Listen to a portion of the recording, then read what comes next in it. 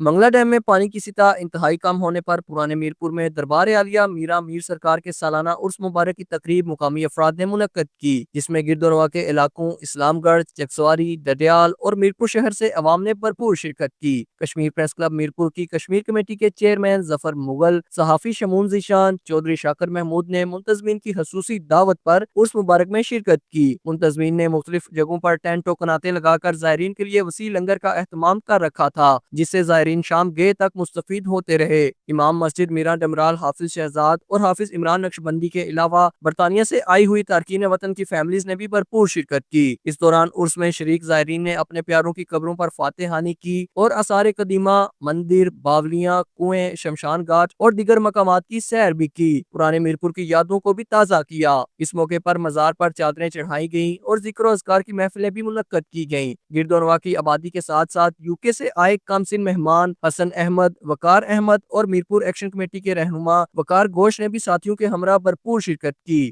جبکہ میرا ڈمرال کے چودھری محمد منیر نے میزبانی کے فرائض احسن طریقے سے انجام دیے۔ اسامہ حضر، JK نیوز، میرپور، آزاد کشمیر۔